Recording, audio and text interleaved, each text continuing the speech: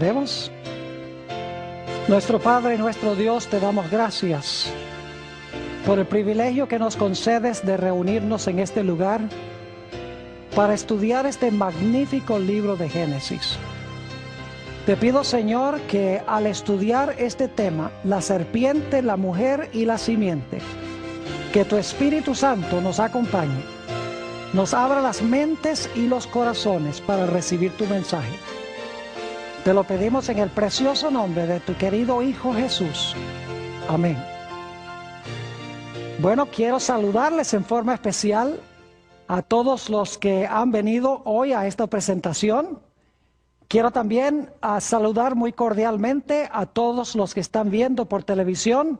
Quiero darles a todos la bienvenida a este tema tan importante, la serpiente, la mujer y la simiente.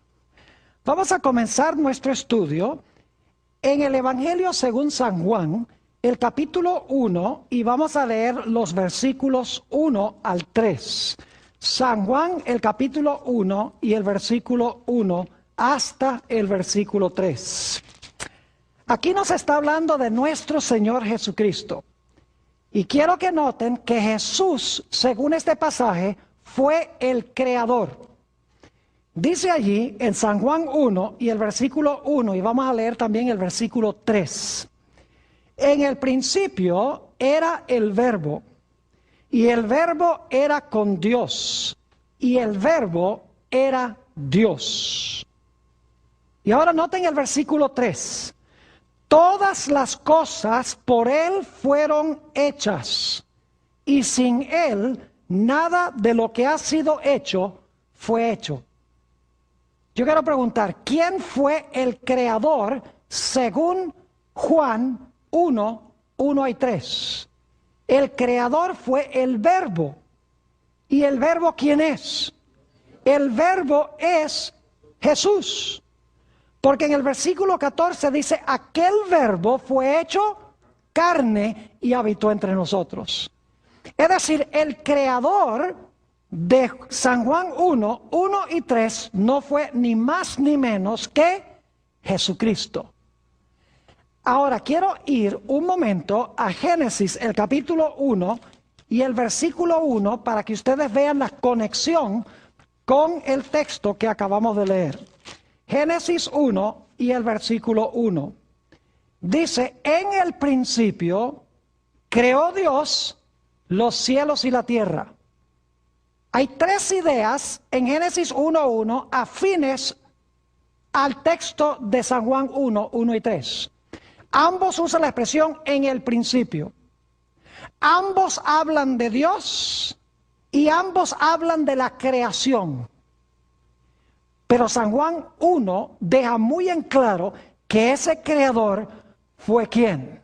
Fue Cristo Jesús, el agente activo de la creación. Ahora, la corona de la creación que hizo Jesús al comienzo fue el hombre. Note lo que dice Génesis, el capítulo 1, y vamos a leer el versículo 28. Génesis, el capítulo 1 y el versículo 28. Hay dos ideas claves que quiero subrayar aquí, y ya les voy a decir cuáles son. Dice en el versículo 28, y los bendijo Dios y les dijo, fructificad y multiplicaos, llenad la tierra y sojuzgadla. Y ahora viene el primer punto que quiero recalcar. Dice, y señoread. Un sinónimo para esa palabra sería gobernad o reinad. Es decir, la función que Dios le dio al hombre fue la de reinar. Pero cada rey tiene un reino, tiene un territorio. Ahora, ¿cuál era el territorio de este rey? Sigue diciendo en el versículo 28, y señoread en los peces del mar, en las aves de los cielos y en todas las bestias que se mueven sobre la tierra. Cielos, aguas y tierra. Es decir, el hombre fue colocado como rey del planeta Tierra. Su función era rey. Su territorio era el planeta Tierra. Pero Jesús le hizo muy claro a Adán y Eva que para continuar reinando y para continuar teniendo este planeta como su esfera de gobierno, ellos debían obedecerle. Así que Dios puso una prueba en el huerto del Edén. Porque Adán y Eva necesitaban escoger servir a Dios. Dios los creó, pero Dios tenía que darles la opción para escoger si querían seguir sirviendo a Dios o no. Así que Dios colocó en el huerto un árbol. Y quiero que noten lo que nos dice Génesis en cuanto a ese árbol. Génesis el capítulo 2 y el versículo 17. Génesis 2 y el versículo 17. En realidad vamos a leer el versículo 16 para el contexto. Y mandó Jehová Dios al hombre diciendo: de todo árbol del huerto podrás comer, mas del árbol de la ciencia del bien y del mal no comerás. Y ahora escuchen bien, porque el día que de él comieres, ciertamente morirás. Dios le dijo al hombre: yo quiero que tú seas rey sobre esta esfera, sobre el planeta Tierra. Prometo bendecirte, fructificarte hasta lo máximo, pero tú tienes que escoger servirme. Así que tengo este árbol. Quiero que te abstengas de comer del árbol. Si te abstienes, vas a continuar disfrutando mi plan para ti. Si no, el mismo día que tú comas del árbol, ese es el día que tú vas a morir. Ahora es importante recordar eso, que Dios le dijo al hombre: el mismo día que comas del árbol, ese día vas a morir. Quiero que recuerden eso porque vamos a volver a ello. Ahora vamos a tomar un paréntesis por un momento para hablar sobre la condición original de Adán y Eva cuando fueron creados. En su estado de inocencia, en su estado de perfección, en su estado de santidad, Adán y Eva estaban desnudos, según dice Génesis, en lo que respecta a vestiduras humanas o vestiduras confeccionadas por seres humanos. Quiero leer ese texto que encontramos en Génesis, el capítulo 2 y el versículo 25. Génesis 2 y el versículo 25. Fíjense que antes de que pecaran, cuando estaban en su estado de inocencia y de perfección y santidad, la Biblia dice que estaban desnudos. Dice en el versículo 25, y estaban ambos desnudos, Adán y su mujer, y no se avergonzaban. Es decir, comparecían ante Dios sin ninguna vergüenza. Ahora yo quiero recalcar que cuando este texto dice que estaban desnudos, lo que significa es que no tenían ropas como las que usamos nosotros, de algodón, de gabardina, de seda, de lino. No tenían vestiduras artificiales. En realidad estaban cubiertos con un manto glorioso de luz como el que cubre a Dios. ¿Saben ustedes que la Biblia dice que Dios está cubierto con vestiduras blancas, pero que las vestiduras blancas son vestiduras de luz? Note lo que dice en los Salmos, el Salmo 104 y el versículo 1 y el versículo 2. Salmo 104 y los versos 1 y 2. Aquí está hablando de la vestimenta de Dios. Dice allí: bendice alma mía a Jehová. Jehová Dios mío, mucho te has engrandecido. Te has vestido de gloria y de magnificencia. Y ahora noten el versículo 2. El que se cubre de luz como de vestidura, que extiende los cielos como una cortina. ¿Cuál es la vestidura de Dios? Dice aquí, el que se cubre de luz como de ¿qué? De luz como de vestidura. Así que cuando la Biblia dice que Dios está vestido con vestiduras blancas, en realidad son vestiduras ¿de qué? son vestiduras de luz. La luz que cubría a Adán y Eva. Estaban desnudos en lo que respecta a vestiduras artificiales, pero estaban cubiertos de la gloria de Dios. Después que pecaron, la Biblia dice, todos han pecado y están destituidos de la gloria de Dios. Hay otros pasajes en la Biblia que indican que las vestiduras son vestiduras de luz. Por ejemplo, leímos en nuestro último tema, Apocalipsis 12:1, donde habla de una mujer. Y dice que la mujer está vestida ¿de qué? Está vestida del sol. Es decir, no son vestiduras artificiales, es una vestimenta de luz. Cuando Jesús fue transfigurado en San Mateo 17 y el versículo 3, dice que los mantos que tenía le brillaban como la luz. Es decir, eran vestiduras de luz las vestiduras de Jesús. Adán y Eva estaban cubiertos con la gloria de Dios en su estado de perfección y santidad. Noten también el Salmo 8 y los versículos 3 al 5. Salmo 8 y los versículos 3 al 5 sobre la vestimenta de nuestros primeros padres. Hablando allí de la creación, dice, empezando en el versículo 3, cuando veo tus cielos, obra de tus dedos, la luna y las estrellas que tú formaste, digo, ¿qué es el hombre para que tengas de él memoria? ¿Y el hijo del hombre para que lo visites? Le has hecho, es decir, al hombre, poco menor que los ángeles. Y ahora escuchen esto, y lo coronaste ¿de qué? De gloria y de lustre o de honra. Algunas versiones dicen esplendor. Y dice en el versículo 6, le hiciste señorear sobre las obras de tus manos. Ahí está la misma idea de que fue el hombre creado para ser señor, para ser rey. ¿Rey de qué? Sigamos leyendo. Le hiciste señorear sobre las obras de tus manos. Todo lo pusiste debajo de sus pies. Una expresión que significa todo lo pusiste bajo su gobierno. Ovejas y bueyes, todo ello, y asimismo las bestias del campo, las aves de los cielos y los peces del mar, todo cuanto pasa por los senderos del mar. Dios cubrió a Adán y Eva de gloria y de lustre, con un manto glorioso de luz.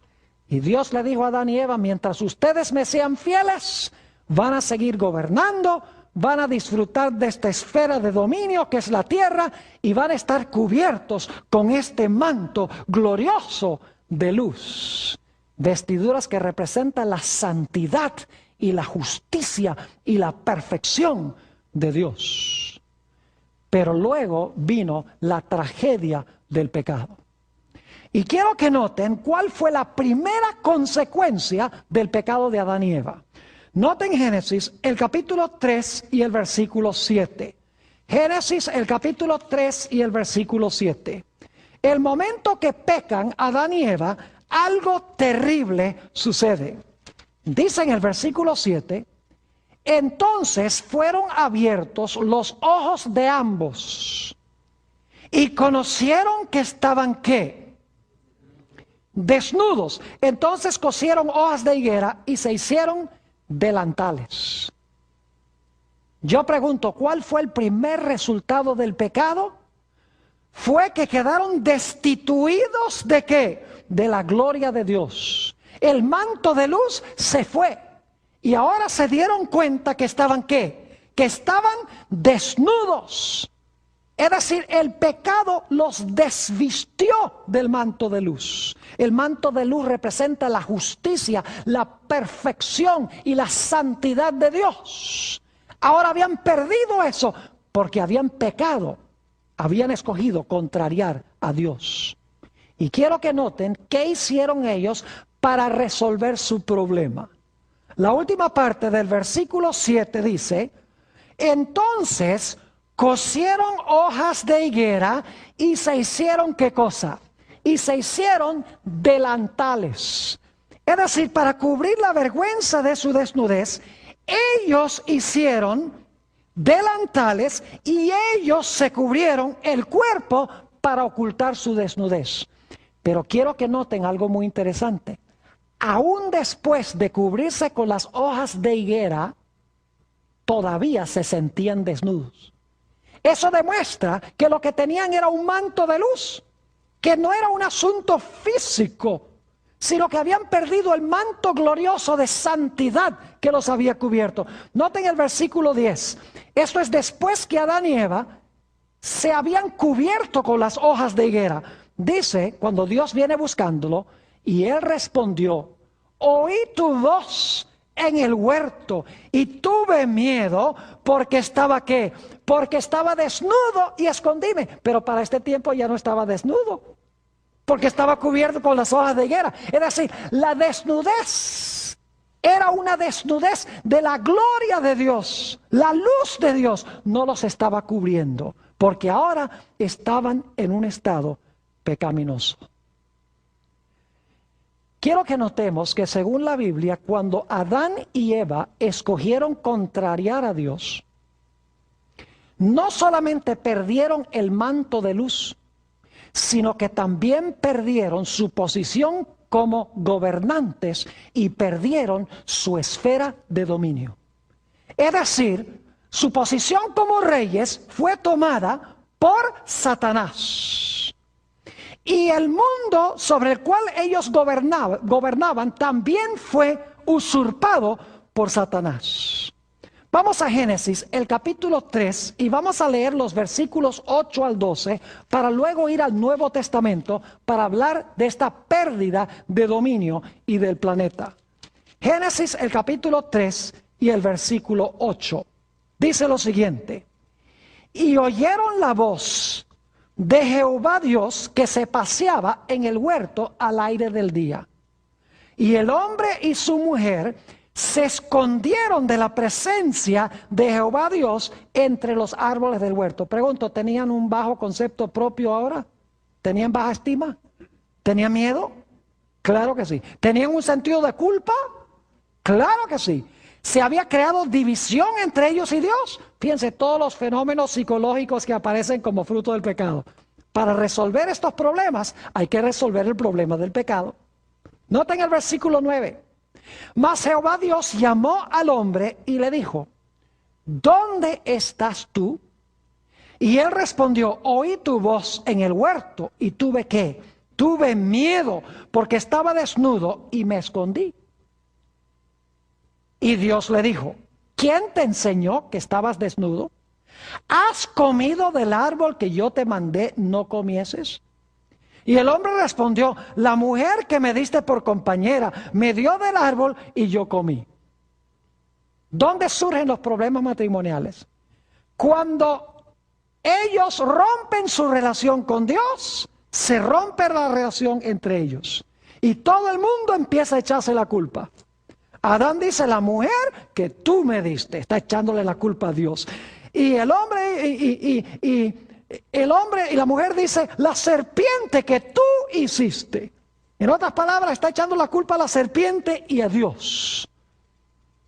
Tenemos la tendencia de echarle la culpa a los demás cuando estamos en pecado. No asumimos responsabilidad por nuestras propias decisiones, sino que tenemos la tendencia de echarle la culpa a los demás. Es decir, aparecieron todos estos problemas psicológicos como consecuencia del pecado. Perdieron su manto glorioso de luz. Y vamos a encontrar en San Lucas, el capítulo 4, que perdieron su dominio y perdieron su territorio. Note lo que dice en el Evangelio según San Lucas, el capítulo 4. San Lucas, el capítulo 4, es en el monte de la tentación, a donde se encuentra el diablo con el Señor Jesucristo. Y el diablo le muestra a Jesús todos los reinos del mundo. Y quiero que noten lo que sucede. Lucas 4, y empezando en el versículo 5. Y le llevó el diablo a un alto monte, y le mostró en un momento todos los reinos de la tierra. Fíjense, Satanás le muestra a Jesús todos los reinos de la tierra. Y le dijo el diablo: a ti te daré toda esta potestad y la gloria de ellos, porque a mí me ha sido entregada y a quien quiero la doy. Si tú postrado me adorares, todos serán tuyos. ¿Qué es lo que está diciendo Satanás? Le está diciendo a Jesús, mira, todos los reinos del mundo, yo estoy dispuesto a dártelos, porque a mí han sido entregados y a quien yo quiero se los doy. Ahora yo les pregunto, ¿quién le había entregado los reinos a Satanás? Adán. Porque el que fue colocado para gobernar sobre este mundo fue Adán. Adán es una palabra genérica que significa hombre, incluye hombre y mujer. Es decir, que ahora Satanás usurpó el dominio y quitó el planeta de las manos del hombre. El hombre necesitaba a alguien que rescatara lo que se había perdido, que eliminara el pecado, que vistiera de nuevo al hombre con la gloria de Dios y que le restaurara su posición como rey y le restaurara su territorio, el planeta Tierra. Lo que pasa es que dentro de la raza humana no había nadie que pudiese hacerlo. Porque la Biblia dice que todos han pecado y están destituidos de la gloria de Dios. No hay justo ni aún uno. La raza humana necesitaba un redentor.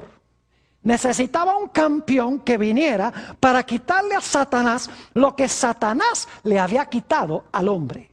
Para que nuevamente el hombre pudiese estar vestido con el manto glorioso de Dios.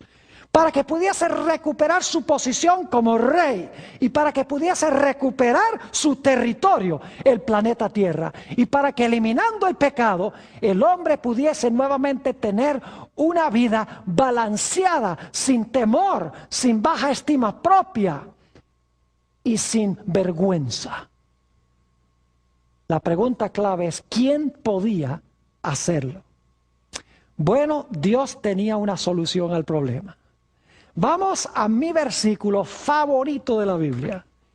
Génesis, el capítulo 3 y el versículo 15. Ustedes pueden imaginarse la escena.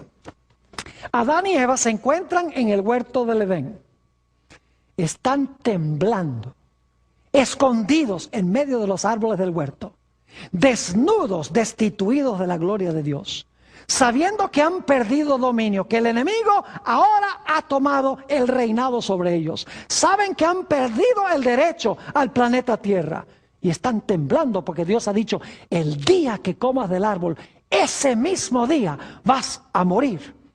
No entendían a su plenitud lo que significaba morir porque no había muerte, pero sabían que era algo terrible. Y cuando están temblando, Dios desciende al huerto y llama al hombre y le dice, ¿dónde estás tú, Adán? Y Adán dice, oh, me escondí en medio del huerto porque tuve miedo, porque estaba desnudo. En cualquier momento Adán está esperando que caiga un relámpago que lo destruya en el momento, en el acto. Pero Dios ha descendido al huerto para hablar con la serpiente. Yo quiero que ustedes noten que en Génesis 3, primero Dios habla con la mujer, luego habla con el hombre y finalmente termina hablándole a la serpiente. Quiero que noten lo que dice Génesis, el capítulo 3, Génesis, el capítulo 3 y el versículo 15. Dios le está hablando a la serpiente, a Satanás.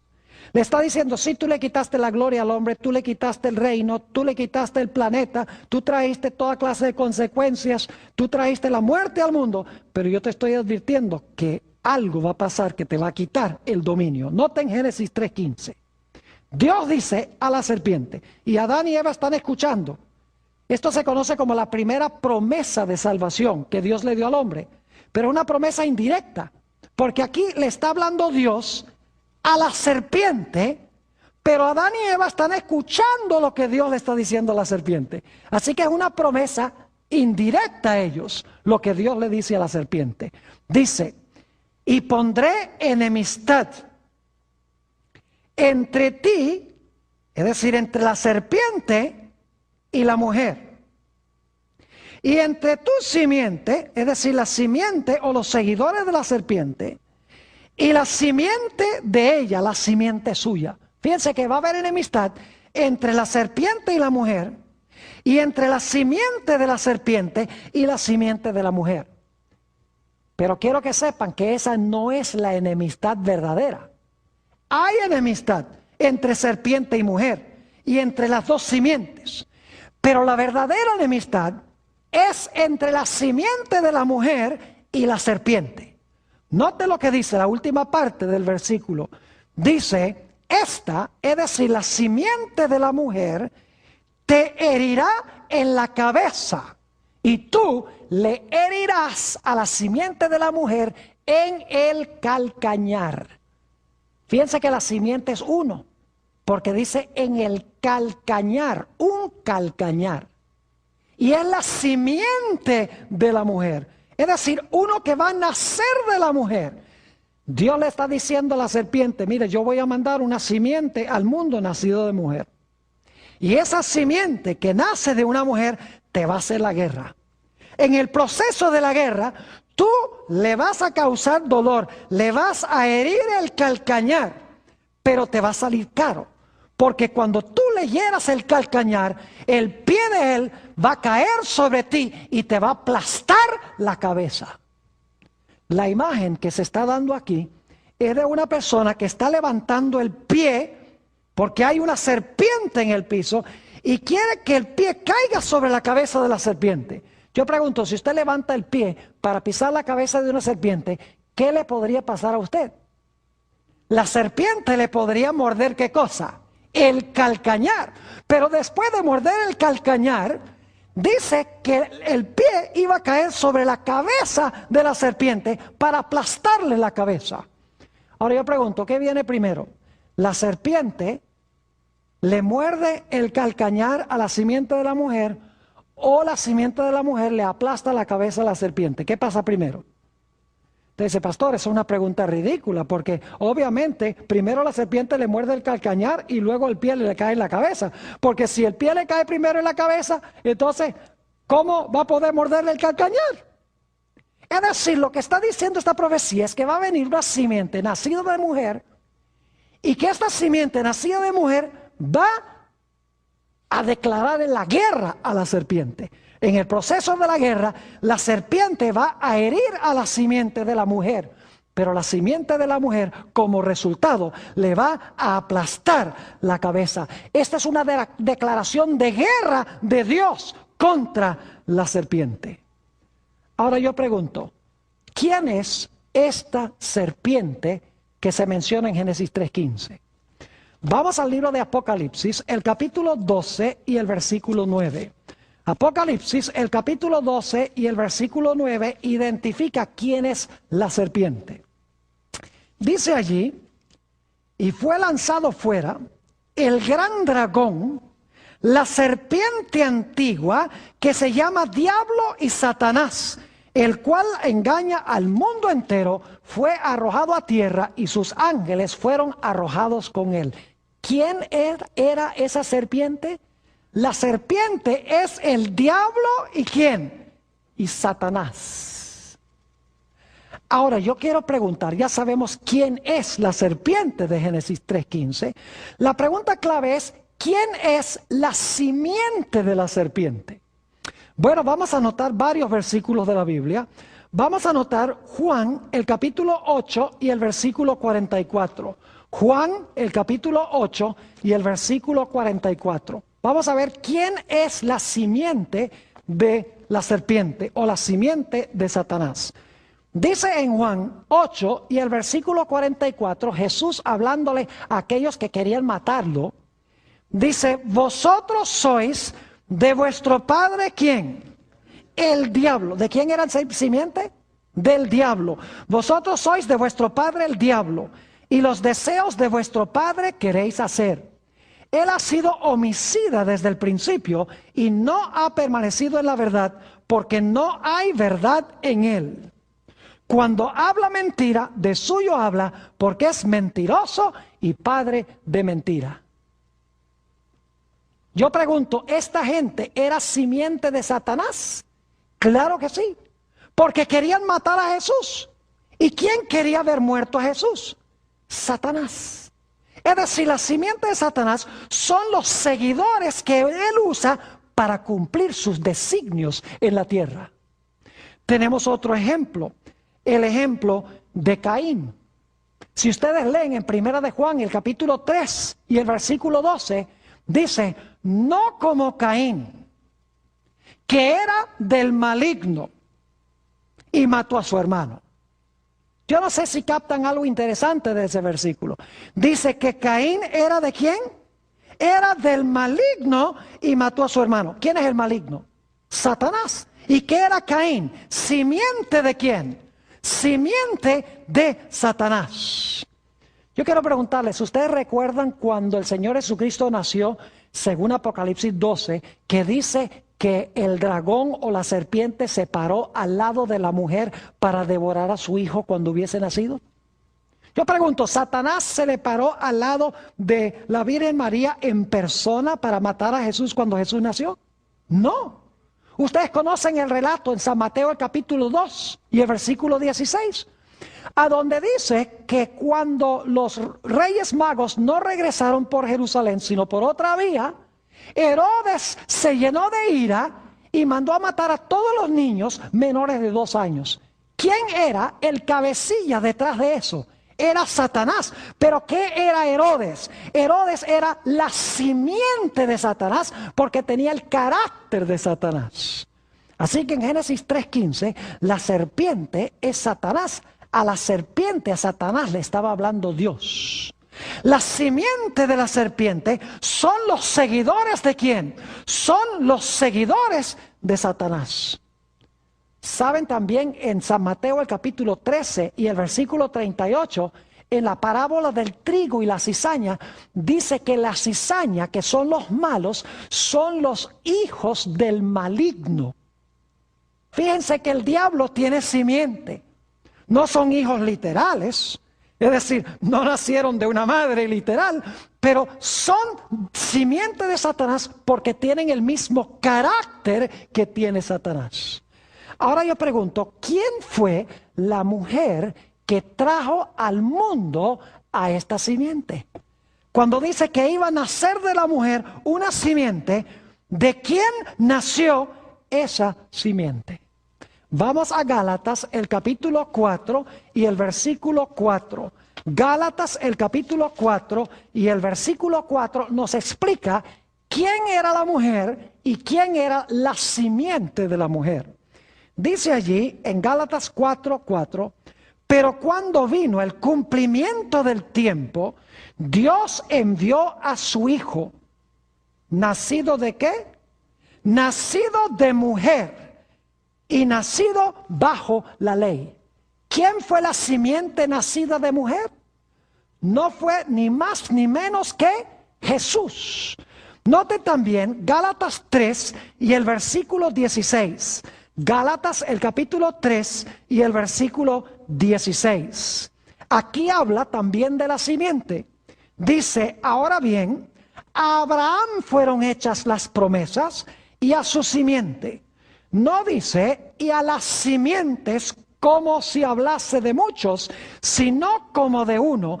Y a tu simiente, la cual es ¿quién? Tu simiente, la cual es Cristo. ¿Quién es la simiente nacida de mujer? Cristo Jesús, que nació en este mundo cuando vino el cumplimiento del tiempo. Noten Mateo, el capítulo 1 y el versículo 16. También sobre la identidad de la mujer y de la simiente. San Mateo, el capítulo 1 y el versículo 16. Dice aquí, y Jacob engendró a José. Ahora escuchen esto. Marido de María, de la cual nació Jesús, llamado el Cristo. Ahora ese versículo es crucial. No sé si lo leyeron con cuidado. Yo pregunto, ¿era Jesús hijo de José? ¿Nació Jesús de José? No, fíjense lo que dice el versículo. Dice, y Jacob engendró a José, marido de María, de la cual nació Jesús. Es decir, Jesús nació de María, pero no de quién, no de José. Ahora yo pregunto, todos los demás que están en la lista ahí en Mateo 1 nacieron de un hombre.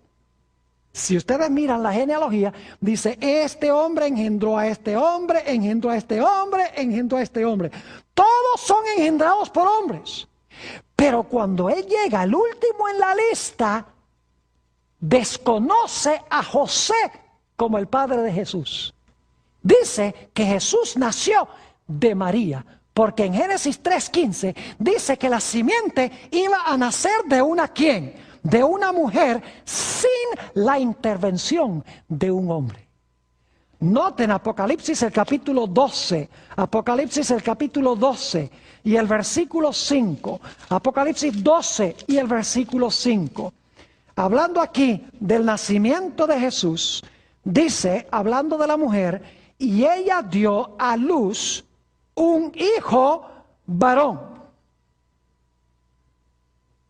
que regirá con vara de hierro a todas las naciones, y su hijo fue arrebatado para Dios y para su trono. Ahora yo quiero preguntarles, ¿cuántos de ustedes conocen a algún hijo que no sea varón?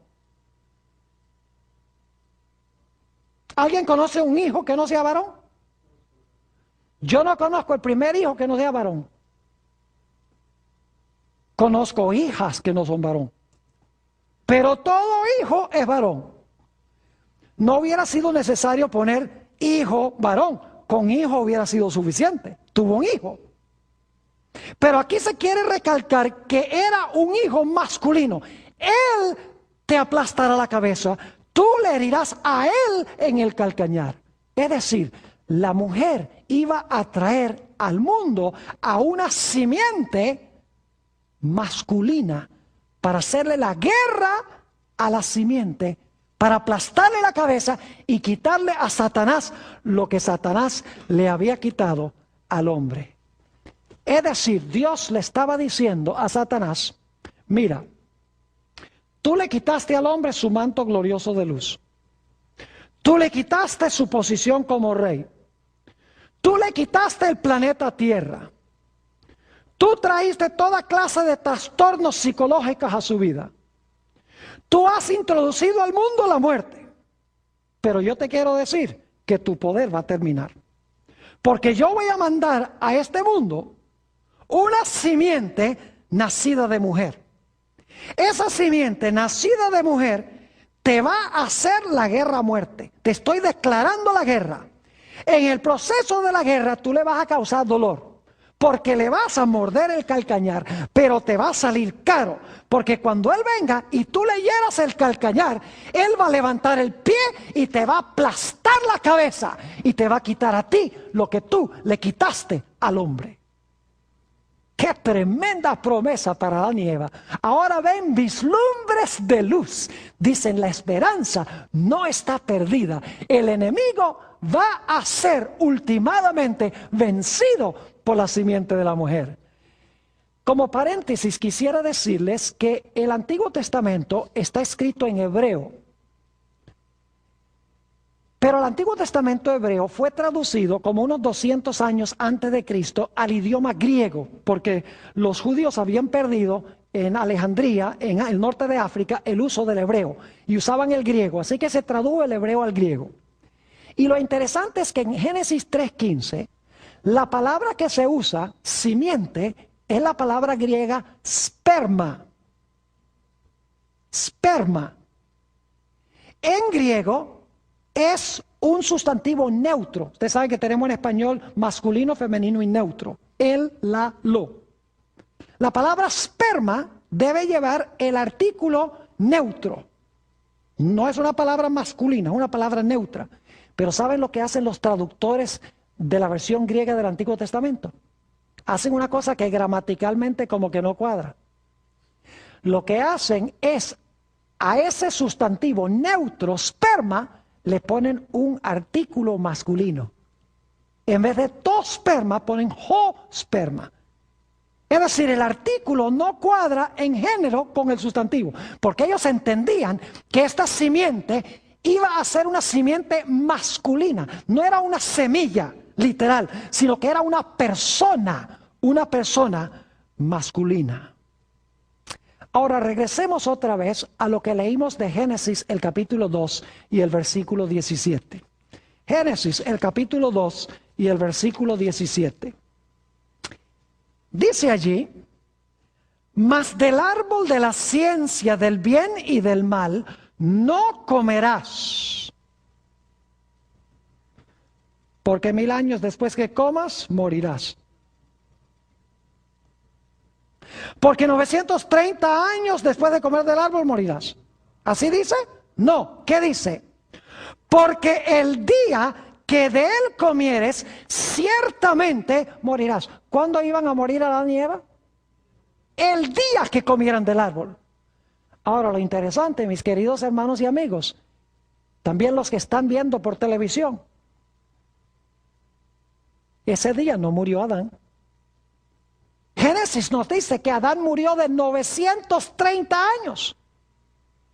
Entonces uno dice, ¿cómo se cumplió esto que dijo Dios? Que dijo, el mismo día que comas del árbol es el día que vas a morir. Algunos dicen, bueno, comenzó a morir ese día, o murió espiritualmente, y dan toda clase de explicaciones. Pero Dios está diciendo, el día que tú comas de este árbol, vas a dejar de existir.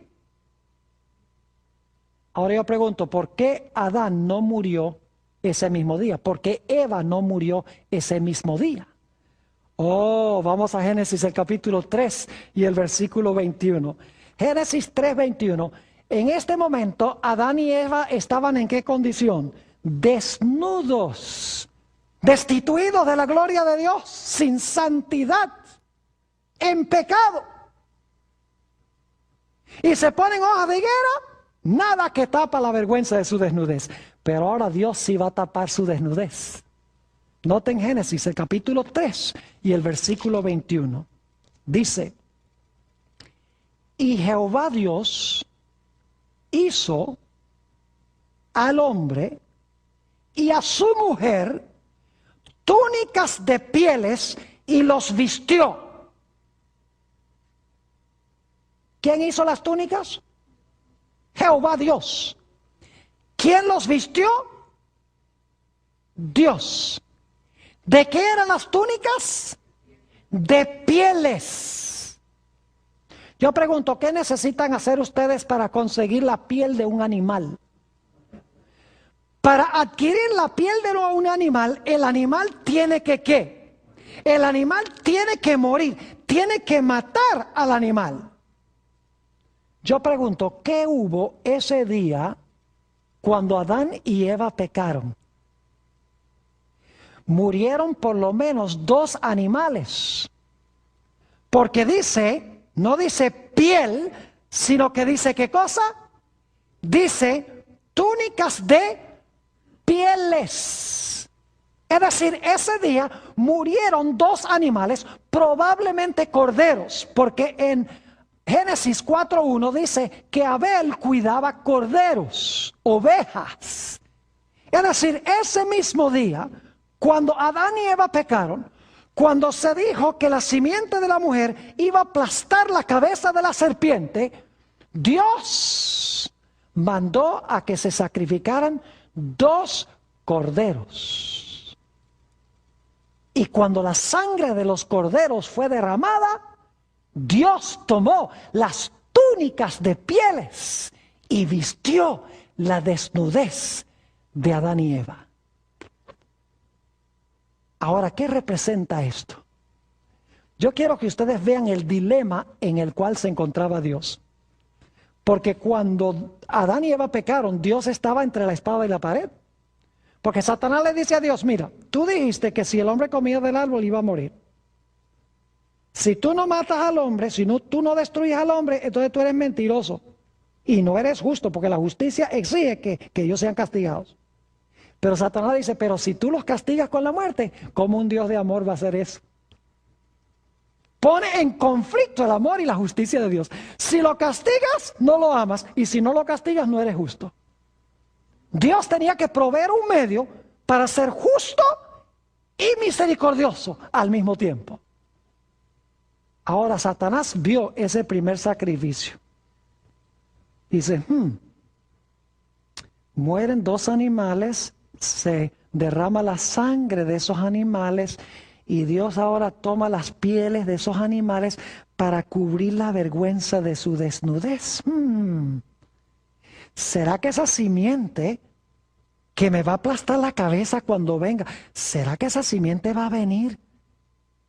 Y la Biblia dice que en el sistema de sacrificio se colocaba la mano sobre la cabeza del animal, se confesaba el pecado sobre la cabeza del animal. Probablemente eso fue lo que pasó. Y Satanás dice, mire, confiesan su pecado sobre la cabeza del animal, el animal sufre la muerte y eso cubre la vergüenza de su desnudez. ¿Será entonces que la simiente que va a venir nacido de mujer va a sufrir el castigo que deben sufrir ellos? Para que nuevamente la vergüenza de su desnudez sea cubierta con la justicia de Dios.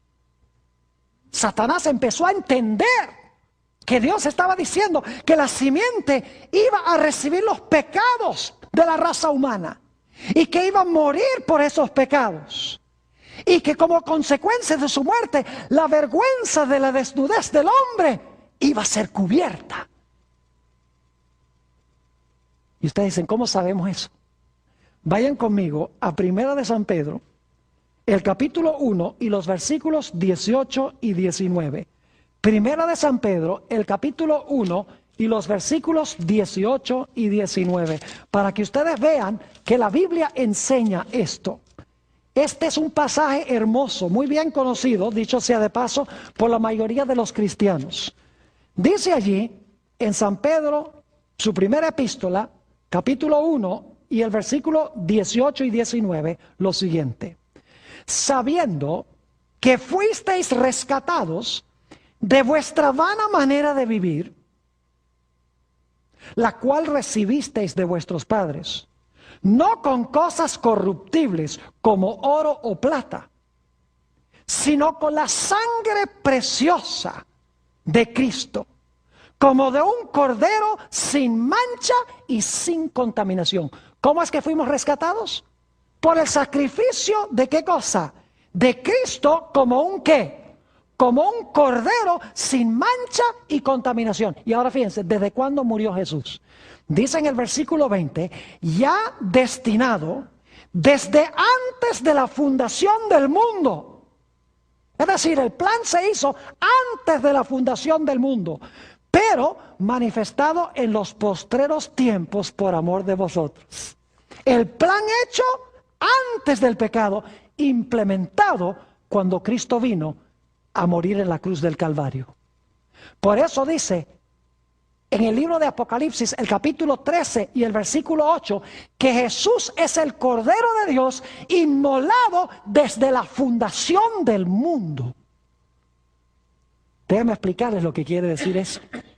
Ese día, cuando Adán y Eva debían morir, hubo una muerte. Pero no la sufrieron ellos. La sufrieron, la muerte, esos corderos. En otras palabras, en el momento cuando se estaban sacrificando los corderos, Jesús, el creador de toda la raza humana, se estaba presentando delante de su Padre y estaba diciendo, Padre, yo sé que nosotros dijimos que Adán y Eva deben morir el día que comieran del árbol, pero Padre, yo ahora mismo ofrezco mi vida en lugar de la vida de ellos. Es decir, ese día hubo una muerte en figura, en promesa. Dios estaba prometiendo a través de Jesús que algún día Jesús iba a morir como Cordero de Dios para quitar todos los pecados del mundo. Eso iba a ser la simiente. Por su muerte iba a restaurar al hombre y cubrir la vergüenza de su desnudez. En ese sentido le iba a aplastar, ¿qué cosa? Le iba a aplastar la cabeza. ¿Creen ustedes que Adán y Eva se alentaron grandemente cuando escucharon estas palabras? Fíjense que Dios primero les dio la promesa antes de echarlos del huerto del Edén. Génesis 3:15 dice, voy a aplastar la cabeza de la serpiente. Y luego Dios le dice a Adán, polvo eres y al polvo serás tornado. Dios siempre da lo positivo primero. Y luego en el versículo 21 dice, no te preocupes, algún día la vergüenza de la desnudez será cubierta por los mantos preciosos del Cordero de Dios que quita el pecado del mundo. Cuando Satanás escuchó estas palabras y vio el sacrificio, él dijo, yo no puedo permitir que esa simiente venga. Porque si yo permito que esa simiente venga, me va a aplastar la cabeza. Así que yo no voy a permitir que venga a este planeta. Y desde ese momento Satanás se propuso a impedir que la simiente pudiese venir aquí al mundo. ¿Saben ustedes a dónde encontramos la primera ilustración en la historia de Génesis 3:15? En la historia de Caín y Abel. Vamos a mirar. En la historia de Caín y Abel, ¿hay una mujer? Sí, ¿quién es? Eva, la madre. En la historia de Caín y Abel, ¿hay dos simientes, una mala y una buena? Sí. En la historia de Caín y Abel, ¿hay enemistad? Sí. En la historia de Caín y Abel, ¿está involucrado una serpiente, Satanás? Sí, porque en 1 de Juan 3:12 dice, no como Caín, que era del maligno y mató a su hermano. ¿Quién quería haber muerto? A Abel. No primordialmente Caín, sino ¿quién? Satanás. E inmediatamente nos preguntamos, ¿por qué razón es que Satanás quería haber muerto a Abel? Sencillamente porque retumbaba en los oídos de Satanás la promesa de Génesis 3:15. Dios va a mandar una simiente al mundo, nacido de mujer, que me va a hacer la guerra y me va a aplastar la cabeza. Y Satanás sospechó que esa simiente podía ser ¿quién? Abel. Por lo tanto, Satanás dice, yo acabo con Abel y como ya no hay simiente, no se cumple Génesis 3:15. No me aplastan la cabeza. Pero los planes de Dios no conocen derrota. Noten Génesis el capítulo 4 y el versículo 25 para que vean que esta interpretación es correcta. Génesis el capítulo 4 y el versículo 25. Después que Caín mata a Abel, dice, y conoció de nuevo Adán a su mujer, la cual dio a luz un hijo. Y llamó su nombre Set. El nombre Set significa sustituto. Significa reemplazo. Llamó su nombre Set. Y ahora explica por qué. Porque Dios, dijo ella, me ha sustituido otro hijo. En realidad en el hebreo dice, me ha sustituido otra simiente en lugar de Abel, a quien mató Caín. Dios dice, tú me mataste a Abel, aquí te mando otro, aquí está Set. Y pronto Satanás se da cuenta que matando la simiente de nada le sirve, porque Satanás mata a una y Dios trae a otro. Así que Satanás pronto se da cuenta que lo que está haciendo Dios está formando un linaje de donde finalmente va a venir la simiente. Él se da cuenta que todas estas simientes preliminares no son las simientes, porque todos son pecadores. Abel pecó, todos los demás, Set pecó, todos eran pecadores. Estos no pueden ser la simiente prometida, porque tiene que vivir sin pecado. Ya sé, lo que Dios está haciendo es preparando un linaje. Y finalmente de ese linaje de gente convertida, gente santa, es que va a venir el Mesías. Entonces yo tengo que acabar con el linaje. Y como vamos a estudiar cuando analicemos la historia del diluvio, Satanás entremezcló a los hijos de Dios, que son el linaje de los fieles, con las hijas de los hombres, las descendientes del malévolo Caín. Y el fin era, entremezclando el linaje de los justos con el linaje de los injustos, entremezclándolos en matrimonio, de que los hijos de Dios perdieran su identidad y desapareciera el linaje. Porque si desaparecía el linaje, desaparecía la posibilidad de que viniera la simiente prometida al mundo. Todo el Antiguo Testamento tiene esta batalla como centro. Satanás obrando para que la simiente no pueda venir y Dios preparando el mundo para traer al mundo a la simiente. Y saben que Satanás antes del diluvio casi tiene éxito. Porque de los millones de personas, las millones de personas que había en el planeta Tierra antes del diluvio, solamente 8 permanecieron fieles a Dios y se salvaron finalmente. Es decir, si Dios no hubiera traído el diluvio, hubiera desaparecido el último justo del planeta Tierra y Dios no hubiera tenido un linaje a través del cual traer a la simiente prometida al mundo. Porque Satanás sabía que su propia existencia estaba en juego. Satanás sabía que si él permitía que esa simiente viniera, que la simiente le iba a hacer la guerra y le iba a aplastar la cabeza. Y Satanás no pudo en el Antiguo Testamento impedir que la simiente venga. Porque en Gálatas 4:4 dice que cuando vino el cumplimiento del tiempo, en el momento exacto en que Dios había determinado, Dios envió a su hijo nacido de mujer. Y Satanás dijo, ahora no pude impedir que viniera, pero ahora que nació, lo voy a matar. Y se paró al lado de la mujer para matar al niño. Pero no tuvo éxito. Dios ganó la victoria y trajo la simiente al mundo.